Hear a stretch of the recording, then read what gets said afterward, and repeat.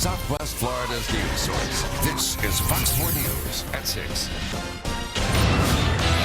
First on Fox tonight, a breaking development in the tropics. Hermine strengthening to a Category 1 hurricane just hours before it's scheduled to make landfall overnight in Florida's Big Bend. And thanks for choosing Fox 4 News at 6 tonight. I'm Amy Wegman. I'm Patrick Nolan, along with Chief Meteorologist Eric Beasley with the very latest. Well, guys, it has been intensifying throughout the day steadily, and now attaining Category 1 hurricane status now with winds, again, right around 75, 80 miles per hour as it continues to track off towards the northwest. You can clearly see the eye developing here on visible satellite, and all the thunderstorms are wrapping around the circulation center. So we're likely going to see this perhaps uptick about another 5 miles per hour up to an 80 miles an hour sustained wind hurricane as we get towards later on tonight when it's expected to make landfall just a little bit after midnight tonight. Positioned at 28.5 degrees north, 85.0 degrees west, moving north-northeast at 14. So this thing's moving here pretty quickly. That would put it at landfall somewhere around midnight, a little bit after that, into sections of Jefferson and Wakulla County up into the portions of the eastern panhandle and the portions of the Big Bend as a Category 1 hurricane with winds of about 80 miles per hour. We do have tropical storm force winds as far south as Sarasota County. This is a tropical storm warning in effect for the coastal sections of Sarasota County. I'll let you know what the storm will do for our area overnight and what's expected for Friday into the weekend coming up in just a few minutes. It's life-threatening. We're going to see big storm surge. We're going to see a lot of rain. We're going to see flooding. We're going to see down power lines. We're going to see there's going to be a lot of risk if we don't do our job. A risky situation along the Gulf Coast, according to the governor tonight. A state of emergency remains in effect for most of northern Florida as Hurricane Hermine approaches the Big Bend area of our state. A few counties have issued mandatory evacuation orders for several coastal towns ahead of that overnight landfall that's expected. Four in Your Corner has crews spread across Florida tonight from Shell Point Beach and Apalachicola and Big Bend to Englewood, Fort Myers Beach and Naples here in Southwest Florida. And we begin with Four in Your Corner's Chris Welch, who's in Apalachicola in the Panhandle with a closer look at the conditions there ahead of the storm. Chris? Well, we are positioned here on the coastline in Florida, in Apalachicola, Florida, where residents here, just like in many other parts across the vast majority of the state of Florida, preparing for not Tropical Storm Hermine anymore. We found out just within the past hour, it is now Hurricane Hermine, and that means sustained winds, maximum sustained winds inside the storm now are greater than 74 miles per hour. People who live and work along Florida's Gulf Coast, this is the fun stuff, are hunkering down for Hermine. Running out of boards. Got to go get some more. Evacuating people who may be in harm's way. We want to make sure the public is safe, that the tourists are safe. We've already done an evacuation of the tourists on St. George Island, which is our main tourist area. But it's a matter of communicating with the community and making sure everybody knows what's going on. Floridians haven't seen a hurricane hit the Sunshine State in more than a decade. It's life-threatening. We're going to see big storm surge. We're going to see a lot of rain. We're going to see flooding. We're going to see down power lines. We're going to see there's going to be a lot of risk if we don't do our job. Everybody needs to be prepared. But forecasters say Hermine is expected to get stronger by the time it makes landfall. And folks in residence here in Florida preparing for this. But this storm is not only going to have an impact here in Florida, but it's going to, when it's done with Florida, make its way up the eastern seaboard, all the way up to southern parts of New England.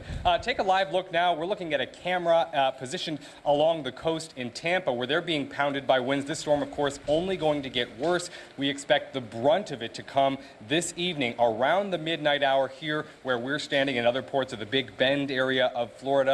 That's when the eye of the hurricane expected to begin making its way over the land here in Florida, and when those winds and those rains could really pick up. Reporting live in Apalachicola, Florida, I'm Chris Welch. Now back to you.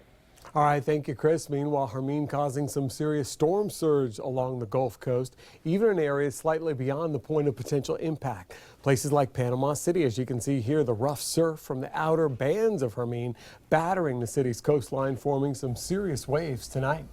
A tropical storm warning also remains in effect in Englewood along the northern tip of Charlotte County tonight. Things are especially bad on Manasota Key, which is still recovering from erosion that was caused by Tropical Storm Colin earlier this summer. Four in Your Corner's Adam Pinsker joining us live from Manasota Key tonight. He's showing us what people there are dealing with. Adam?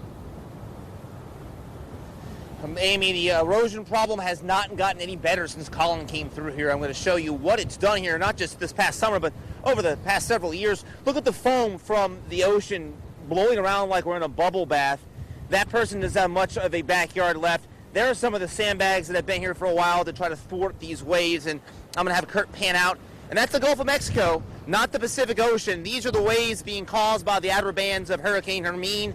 The wind has picked up a lot just in the past half hour as these waves crash against this wall. This is the only thing protecting the home to my left. And look straight ahead, you'll see sandbags piled up against the shoreline, what's left of that shoreline.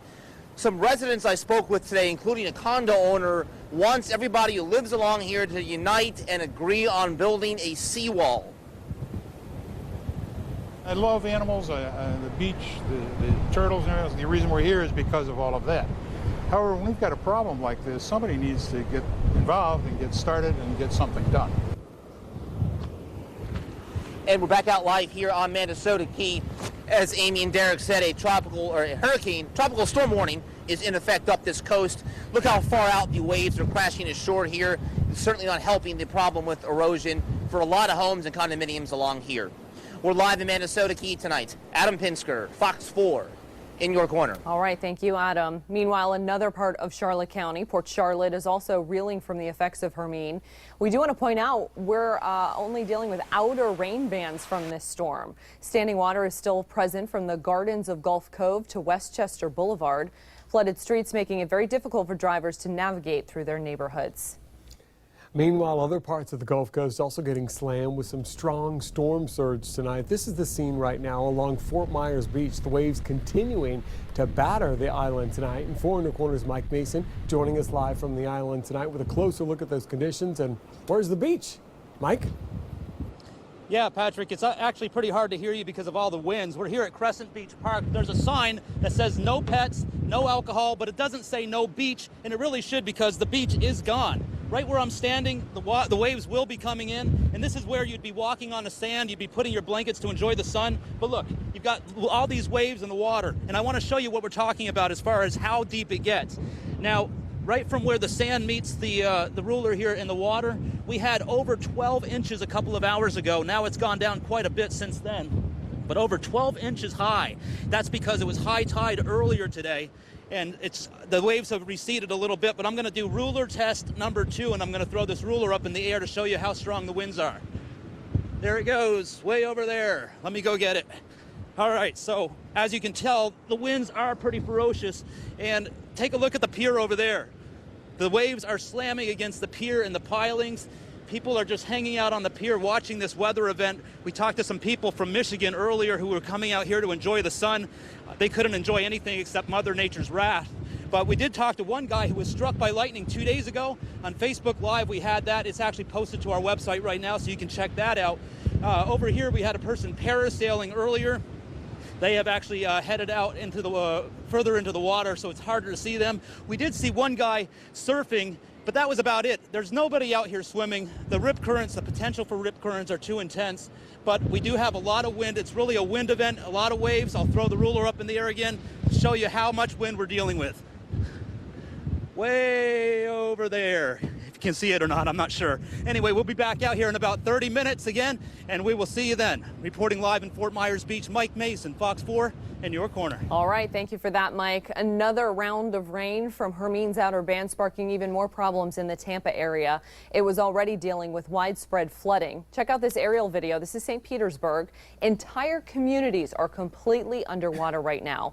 And check out this new video from Tampa. Floodwater so high on the roads there that some cars are actually getting stuck at intersections. You can see people waiting ankle deep in water. The area's stormwater systems may also be overloaded, causing even more flooding concerns and problems. And take a look at the scene in Bradenton. It's just about an hour north of us in Manatee County. It's also under a state of emergency tonight. The flooding there is so bad in this small community, you can barely see the roads from this aerial view. Well, we are going to give you an exclusive live look right now. This is the scene in Sarasota where that tropical storm warning is in effect right now. You can see the waves there in the Gulf of Mexico. This is from the Fox 4 breaking news tracker. Again, this is a live look. Our photographer Sean Copeland traveling through the area right now as we speak, giving you a perspective on the conditions the drivers are experiencing out there. It doesn't look like the rain's coming down too hard right now, but you can see the winds kicking up the water there. Of course, we're going to continue to monitor this live feed, and we will keep you updated with live pictures throughout the newscast tonight.